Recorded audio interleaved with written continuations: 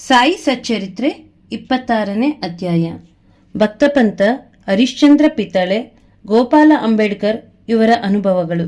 ನಾವು ಪ್ರಪಂಚದಲ್ಲಿ ನೋಡುವುದೆಲ್ಲವೂ ಆ ಮಾಯೆಯ ಪರಮಾತ್ಮನ ಕ್ರಿಯಾತ್ಮಕ ಶಕ್ತಿ ಆಟ.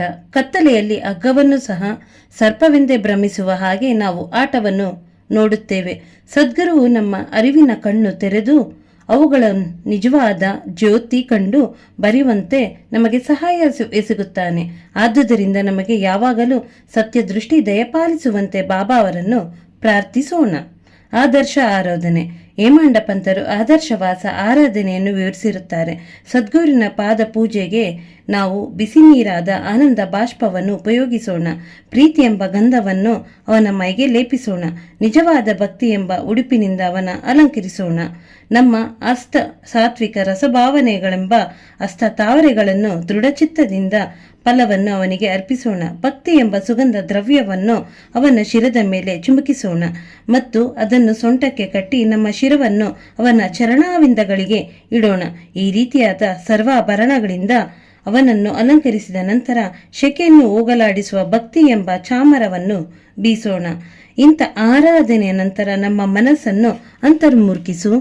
ಸತ್ಯ ಮಿಥ್ಯಗಳಿರುವ ವ್ಯತ್ಯಾಸ ವಿವೇಚಿಸುವ ಸಾಮರ್ಥ್ಯ ನಮಗೆ ದಯಪಾಲಿಸಿ. ಪ್ರಪಂಚ ವಸ್ತುಗಳು ಭೋಗಾಪೇಕ್ಷೆಗಳಲ್ಲಿ ವಿರಕ್ತಿಯನ್ನುಂಟು ಮಾಡಿ ಆತ್ಮಜ್ಞಾನವನ್ನು ಹೊಂದಲು ಸಹಾಯ ಮಾಡು. ನಾವು ನಮ್ಮ ತನು ಮನ ಧನಗಳೆಲ್ಲವನ್ನು ನಿನಗೆ ಅರ್ಪಿಸಿ ಶರಣಾಗತರಾಗಿದ್ದೇವೆ. ನಮಗೆ ಸುಖ ದುಃಖಗಳ ಅನುಭವ ದೊರೆಯುವಂತೆ ನೇತ್ರಗಳನ್ನು ದಯಪಾಲಿಸು ಮತ್ತು ನಮ್ಮ ನೇತ್ರಗಳನ್ನು ನಿನ್ನ ನೇತ್ರಗಳಂತೆಯೇ ಮಾರ್ಪಡಿಸು. ನಿನ್ನ ಮನಸ್ಸಿಗೆ ಬಂದಂತೆ ನಮ್ಮ ದೇಹ ಮತ್ತು ಮನಸ್ಸನ್ನು ಹತೋಟಿಯದಲ್ಲಿಡು.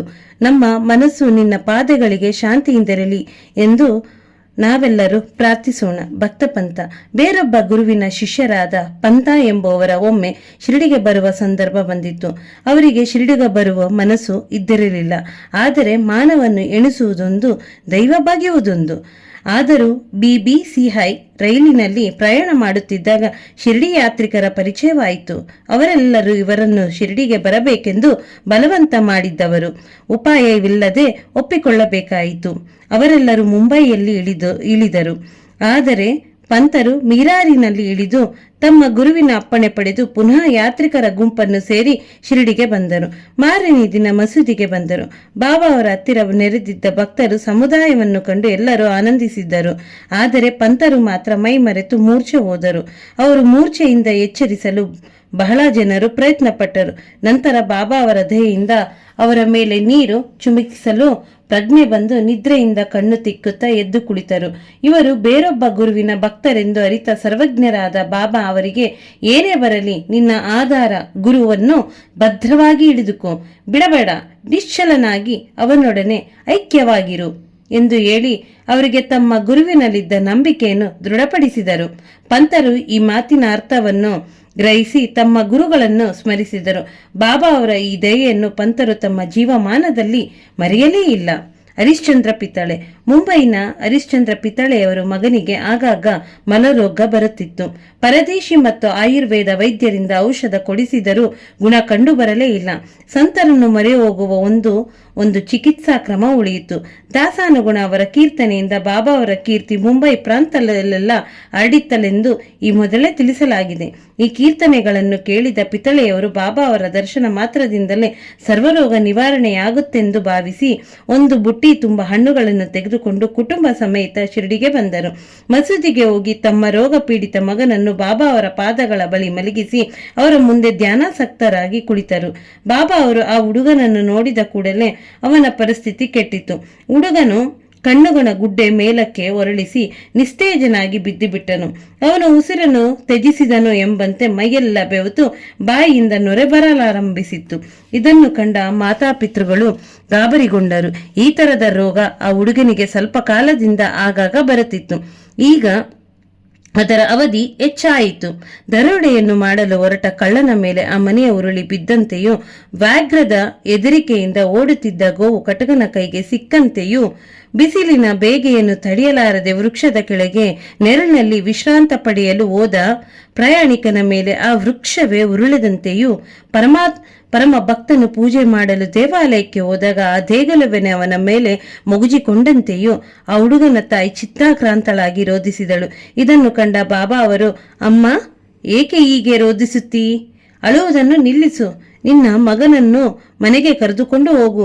ಸ್ವಲ್ಪ ಹೊತ್ತಿನಲ್ಲಿ ಪ್ರಜ್ಞೆ ಬರುತ್ತದೆ ಎಂದು ಹೇಳಿ ಸಮಾಧಾನ ಪಡಿಸಿದರು.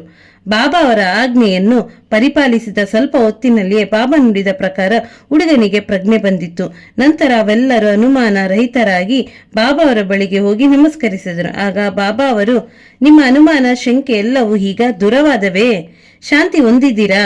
ಶ್ರೀಹರಿಯಲ್ಲಿ ದೃಢವಾದ ನಂಬಿಕೆ ಮತ್ತು ಅಚಲ ವಿಶ್ವಾಸ ಇಟ್ಟವರನ್ನು ಅವನು ಕಾಪಾಡುವವನು ಎಂದರು. ನಂತರ ಪಿತಳೆಯವರು ಎಲ್ಲರಿಗೂ ಸಿಹಿ ತಿನಿಸನ್ನು ಹಂಚಿದರು. ಬಾಬಾ ಅವರಿಗೆ ಒಳ್ಳೆಯ ಫಲ, ಪುಷ್ಪ ಮತ್ತು ವೀಳ್ಯವನ್ನು ಭಕ್ತಿಪೂರ್ವಕವಾಗಿ ಅರ್ಪಿಸಿದರು. ಶ್ರೀಮತಿ ಪಿತಳೆಯವರು ಸ್ವಾಸ್ತಿಕರಾಗಿ ದೇವರಲ್ಲಿ ಭಕ್ತಿ ಇಟ್ಟಿದ್ದರು. ಬಾಬಾ ಅವರನ್ನೇ ದಿಟ್ಟಿಸಿ ನೋಡುತ್ತಾ ಆನಂದ ಬಾಷ್ಪವನ್ನು ಸುರಿಸುತ್ತಾ ಕಂಬಕ್ಕೆ ಒರಗಿಕೊಂಡು ಕುಳಿತಿದ್ದರು. ಇವರ ಅಪೂರ್ವ ಭಕ್ತಿ ವಾತ್ಸಲ್ಯಗಳಿಗೆ ಬಾಬಾ ಮನಸೋತರು. ಪರಮಾತ್ಮನ ಹಾಗೆ ಸಂತರು ಹಾಗೆ ಆರಾಧಿಸುವವರ ಅಧೀನರು. ಕೆಲವು ದಿನಗಳ ನಂತರ ಪಿತಳೆಯವರು ಕುಟುಂಬ ಸಮೇತ ಹಿಂತಿರುಗಲು ಮಸೀದಿಗೆ ಬಂದು ಬಾಬಾ ಅವರ ಅನುಮತಿ ಬೇಡಿದರು. ಬಾಬಾ ಅವರೆಲ್ಲರಿಗೂ ಊದಿಯನ್ನು ಕೊಟ್ಟು ಪಿತಳೆಯವರನ್ನ ಹತ್ತಿರಕ್ಕೆ ಕರೆದು, ಬಾಪು, ನಾನು ನಿನಗಾಗಲೇ 2 ರೂಪಾಯಿ ಕೊಟ್ಟಿರುತ್ತೇನೆ. ಈ 3 ರೂಪಾಯಿಗಳನ್ನು ತೆಗೆದುಕೋ. ಇವುಗಳನ್ನು ಸಹ ಪ್ರತಿದಿನ ಪೂಜೆ ಮಾಡುತ್ತಾ ಹೋಗು.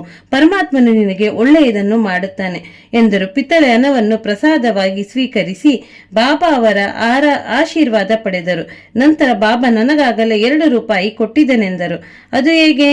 ನಾನು ಶಿರಡಿಗೆ ಬರುತ್ತಿರುವುದು ಇದೇ ಮೊದಲು.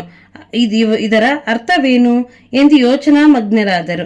ಬಾಬಾ ಅವರ ಸಹ ಸುಮ್ಮನಿದ್ದರು. ಪಿತಳೆಯವರು ಮುಂಬೈಗೆ ಬಂದು ಶಿರಡಿಯಲ್ಲಿ ನಡೆದದ್ದೆಲ್ಲವನ್ನು ತಮ್ಮ ತಾಯಿಗೆ ತಿಳಿಸಿದರು. ಬಾಬಾ ಅವರು ಆಗಲೇ 2 ರೂಪಾಯಿ ತಮಗೆ ಕೊಟ್ಟಿದ್ದನೆಂದು ಹೇಳಿದ್ದನ್ನು ಸಹ ತಾಯಿ ತಿಳಿಸಿದರು. ಅವರ ತಾಯಿಗೂ ಸಹ ಮೊದಲು ಅರ್ಥವಾಗಲಿಲ್ಲ. ಸ್ವಲ್ಪ ಹೊತ್ತು ಯೋಚಿಸಿದ ನಂತರ ಅವರಿಗೆ ಹಳೆಯದೊಂದು ಘಟನೆ ನೆನಪಿಗೆ ಬಂತು. ಮಗನನ್ನು ಕುರಿತು, ನೀನು ಹೇಗೆ ನಿನ್ನ ಮಗನೊಡನೆ ಶಿರಡಿಗೆ ಹೋಗಿ ಬಂದಿರಿವೋ ಅದೇ ರೀತಿ ನಿನ್ನ ತಂದೆಯೂ ಸಹ ನಿನ್ನೊಡನೆ ಅಕ್ಕಲ್ಕೋಟೆ ಮಹಾರಾಜರ ದರ್ಶನ ಪಡೆಯಲು ಹೋಗಿದ್ದರು. ಅವರು ನಿಮ್ಮ ತಂದೆಯವರಿಗೆ 2 ರೂಪಾಯಿ ಕೊಟ್ಟು ಪೂಜಿಸಲು ಹೇಳಿದರು. ಅವರು ಸಹ ಶುದ್ಧ ಸಾತ್ವಿಕ ಯೋಗಿಗಳು, ಮಹಾಜ್ಞಾನಿಗಳು ಮತ್ತು ಸಿದ್ಧಪುರುಷರು ಆಗಿದ್ದರು. ನಿಮ್ಮ ತಂದೆಯವರು ಕೊನೆಯ ದಿನಗಳವರೆಗೂ ಅವುಗಳನ್ನು ಪೂಜಿಸುತ್ತಲೇ ಇದ್ದರು. ನಂತರ ಪೂಜೆಯೇ ನಿಂತಿತು. ಕೆಲವು ಕಾಲದ ಮೇಲೆ ನಮಗೆ ಆ ರೂಪಾಯಿಗಳ ನೆನಪೇ ಬರಲಿಲ್ಲ. ಅಕ್ಕಲ್ಕೋಟೆ ಮಹಾರಾಜರೇ ಬಾಬಾ ಅವರ ರೂಪದಲ್ಲಿ ಅವತರಿಸಿ ನಿನ್ನ ಕರ್ತವ್ಯವನ್ನು ನಿನಗೆ ಜ್ಞಾಪಿಸಿರುತ್ತಾರೆ. ನೀನೇ ಅದೃಷ್ಟಶಾಲಿ. ಆದುದರಿಂದ ಇನ್ನು ಮುಂದೆ ನಿನ್ನ ಅನುಮಾನಗಳೆಲ್ಲನ್ನು ತ್ಯಜಿಸು. ಒಳ್ಳೆಯ ನಡತೆ ಉಳ್ಳವನಾಗಿ ಕುಲದೇವರನ್ನು ಮತ್ತು ರೂಪಾಯಿಗಳನ್ನು ಪೂಜಿಸುತ್ತಾ ನಡೆ. ನಂತರ ಸಂತರ ಆಶೀರ್ವಾದವೇ ಶ್ರೇಷ್ಠವೆಂದು ಬಗೆದು ಸರಿಯಾದ ಜ್ಞಾನ ಮಾರ್ಗವನ್ನು ಅವಲಂಬಿಸು. ದಯಾಮಯರಾದ ಶ್ರೀ ಸಾಯಿ ಸಮರ್ಥರು ನಿನ್ನಲ್ಲಿ ಭಕ್ತಿಯನ್ನು ಪುನರುತ್ಥಾನ ಮಾಡಿರುತ್ತಾರೆ ಎಂದರು. ಮಾತೆಯ ನುಡಿಗಳನ್ನು ಕೇಳಿ ಪಿತಳೆಯವರು ಹರ್ಷಭರಿತರಾದರು.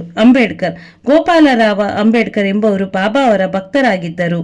ಅವರು ಠಾಣಾ ಜಿಲ್ಲೆಯ ಅಬಕಾರಿ ಇಲಾಖೆಯಲ್ಲಿ 10 ವರ್ಷ ಕೆಲಸ ಮಾಡಿ ನಂತರ ಜವಾಬ್ದಾರಿನಲ್ಲಿ ನೌಕರಿಯಿಂದ ನಿವೃತ್ತರಾದರು. ಬೇರೆ ಕೆಲಸ ಹುಡುಕಿ ವಿಫಲರಾದರು. ಅನೇಕ ತೊಂದರೆಗಳಿಂದಲೂ ಮೇಲಿಂದ ಮೇಲೆ ಉಂಟಾಗುತ್ತಿದ್ದರಿಂದ ಅವರು ಬಹಳ ದುಃಖದಿಂದಿದ್ದರು. ಇದೇ ರೀತಿಯಲ್ಲಿ ಶಿರಡಿಗೆ ಪ್ರತಿ ವರ್ಷವೂ ಬಂದು ಬಾಬಾ ಅವರಲ್ಲಿ ಮೊರೆ ಇಡುತ್ತಾ 7 ವರ್ಷಗಳು ಕಳೆದರು.